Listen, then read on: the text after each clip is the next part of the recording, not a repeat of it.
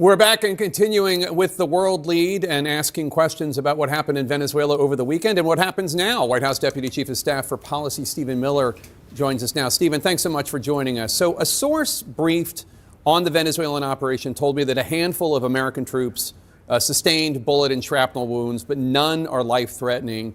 Can you share with us how serious any injuries to American service members might be, and also any information you can tell us about any Venezuelan civilian casualties?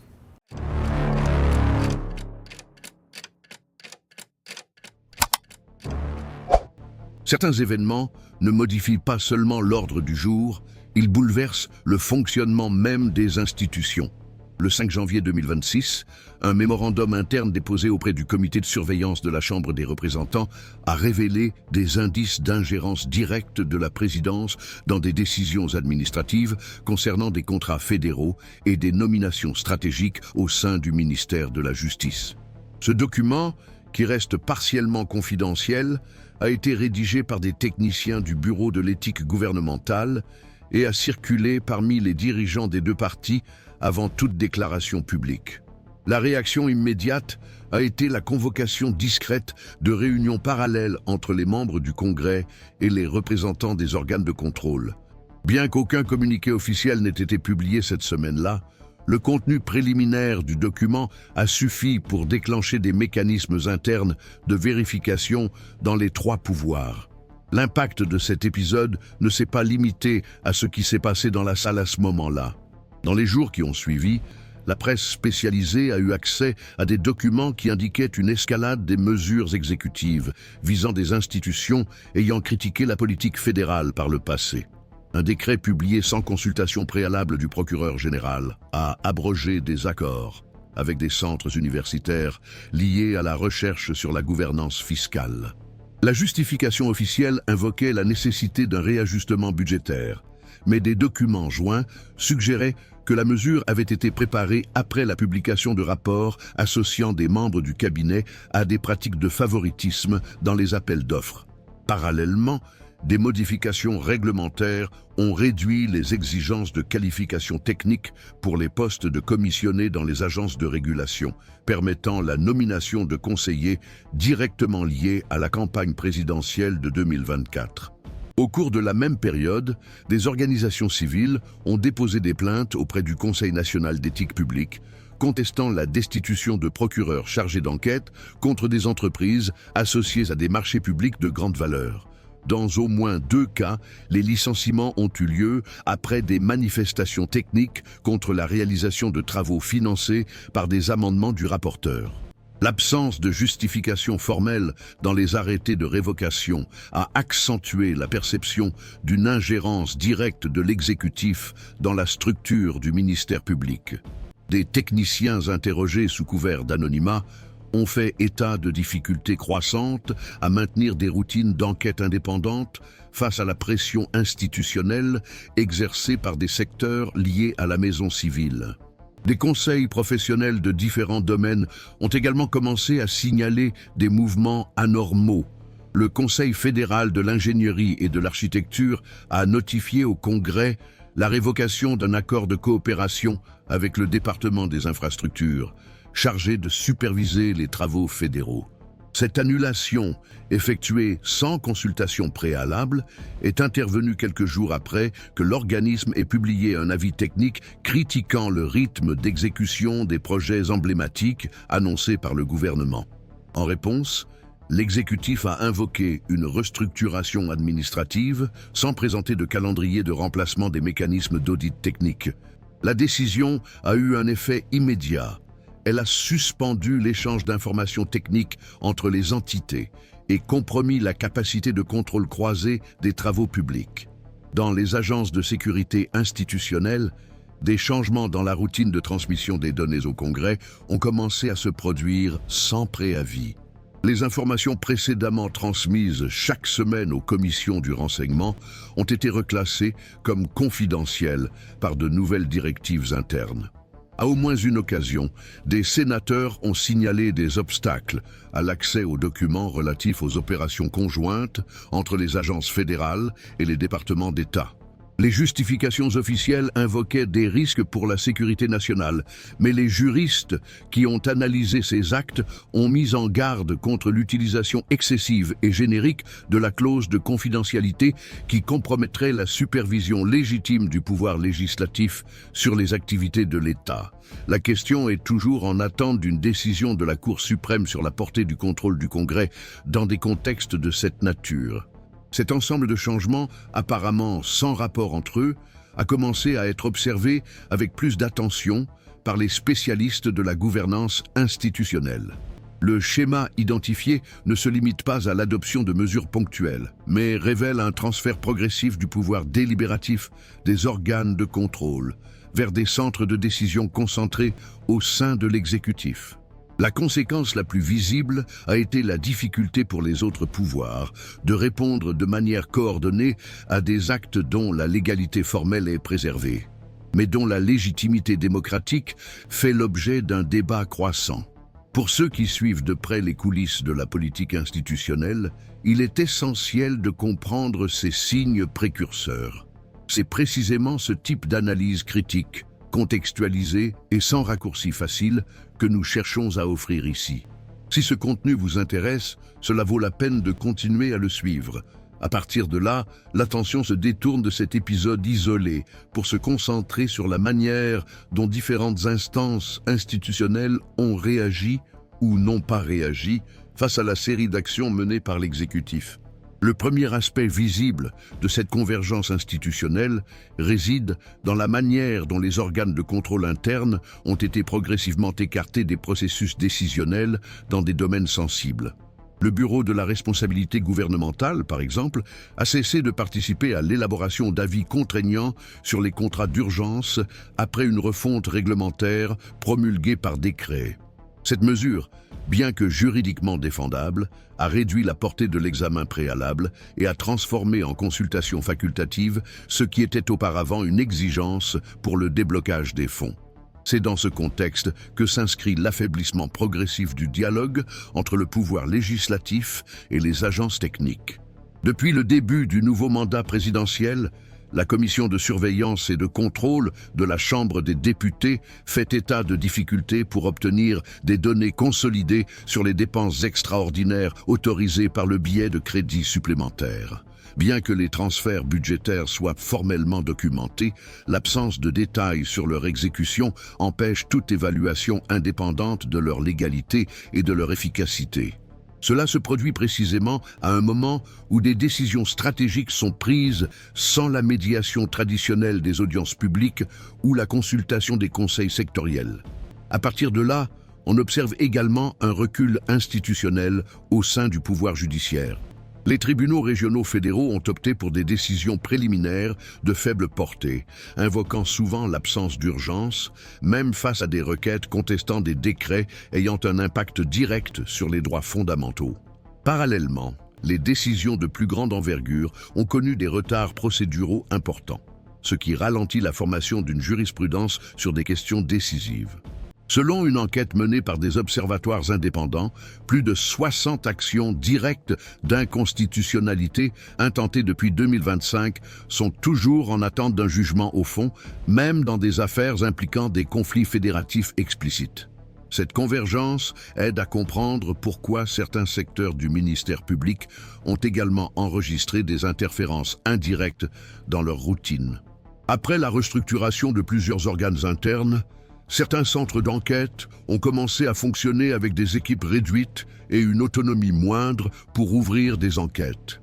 Dans des lettres adressées au procureur général, les procureurs fédéraux ont signalé des changements dans leurs attributions fonctionnelles, peu après avoir ouvert des enquêtes impliquant des fonds publics liés à des programmes stratégiques de la présidence. Bien que ces changements aient été justifiés dans le cadre d'une réorganisation administrative plus large, la coïncidence temporelle entre les faits a accentué la perception d'une démobilisation ciblée. C'est dans ce contexte de reconfiguration que le rôle des contrôleurs internes a également commencé à changer. Au cours des derniers mois, les rapports faisant état d'un blocage de l'accès à des données considérées comme essentielles pour le travail des auditeurs liés au ministère se sont multipliés. L'un des cas les plus emblématiques concerne le contrôleur général de l'Union, qui a été empêché de suivre sur place l'exécution des accords conclus avec les municipalités sous intervention fédérale temporaire. La justification présentée était fondée sur les normes de biosécurité et de protection des données, mais les techniciens responsables ont invoqué l'absence de fondement juridique pour une telle restriction, ce qui a motivé l'ouverture d'une procédure administrative toujours en cours. Cette limitation ne se limite pas à l'exécutif. Certains parlements d'État ont commencé à rencontrer des obstacles similaires lorsqu'ils ont tenté d'obtenir des informations auprès de secrétariats liés à des programmes fédéraux décentralisés.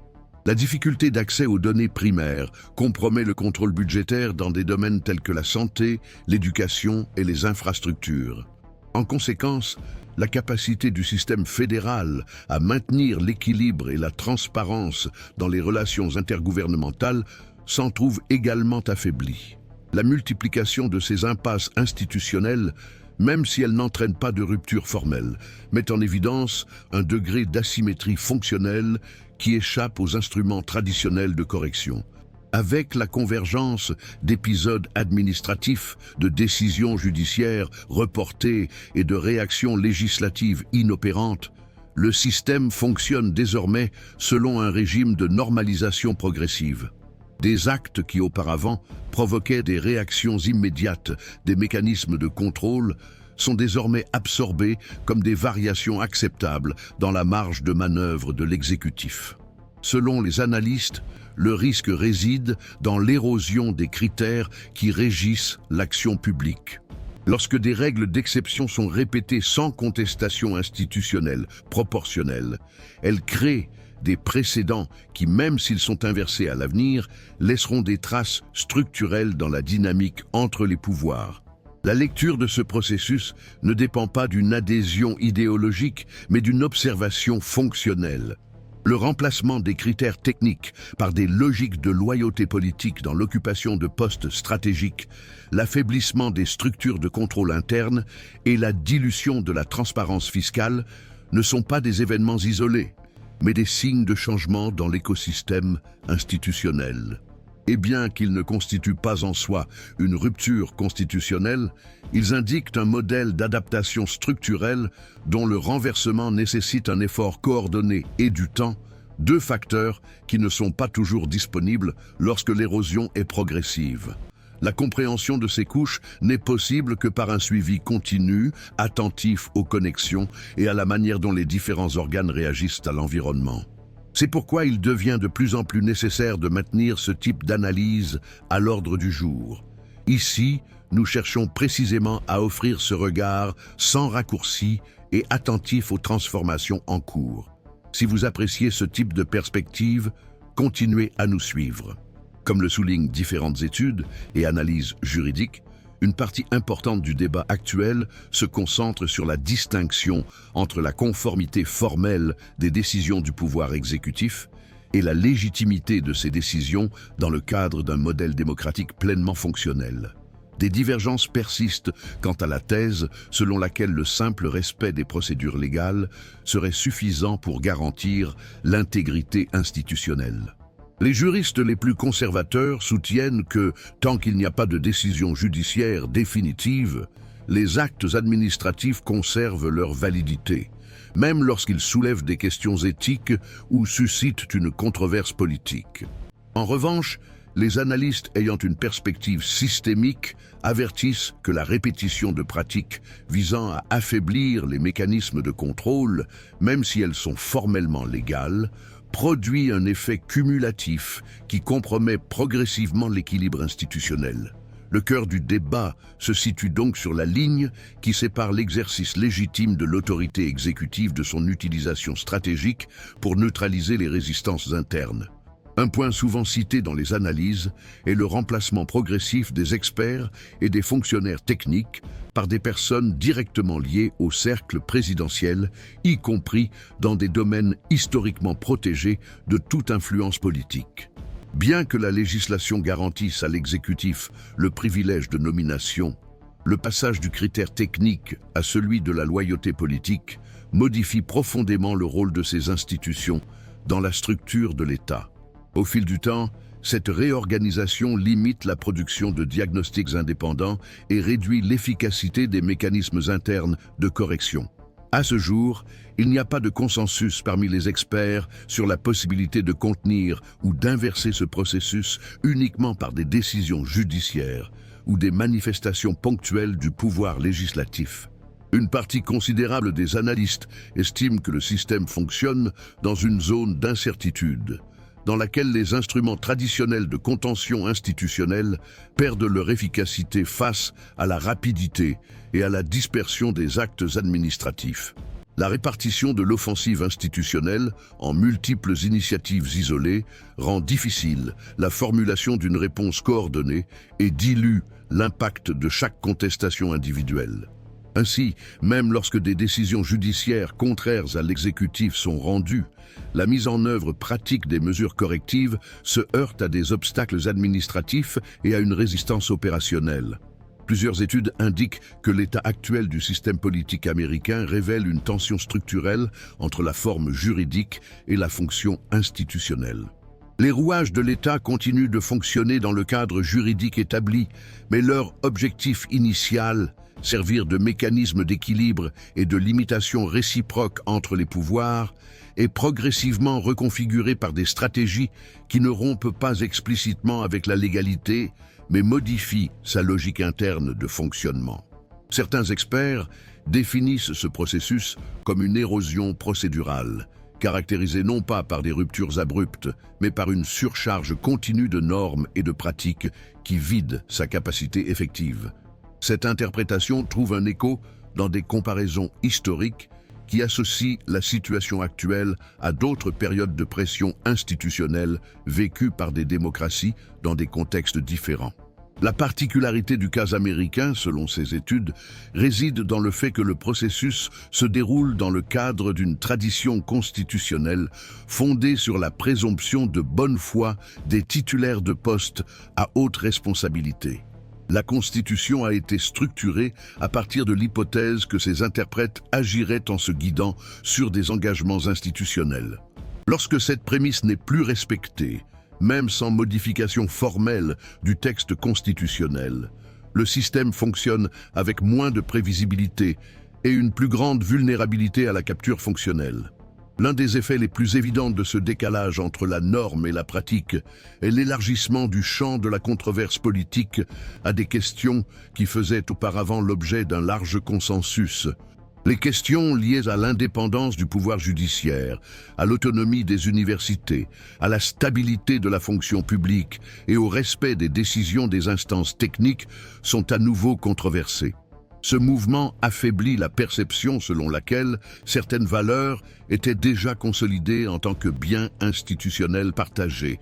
La réintroduction de ces thèmes indique que la dispute actuelle ne se limite pas à la dynamique partisane, mais implique des conceptions différentes du rôle de l'État et des limites de l'autorité présidentielle. Il subsiste néanmoins une marge d'incertitude importante autour de ces interprétations. Même parmi les analystes les plus critiques, on évite d'affirmer que le processus est définitivement consolidé ou que ses effets sont irréversibles. Le consensus croissant est que les mécanismes de réponse institutionnelle sont testés à leur capacité maximale. La manière dont chaque pouvoir réagira au prochain mouvement de l'exécutif sera déterminante pour définir si ce modèle deviendra récurrent ou s'il sera contenu par une réorganisation fonctionnelle du système. Comprendre la situation actuelle exige plus que des conclusions immédiates.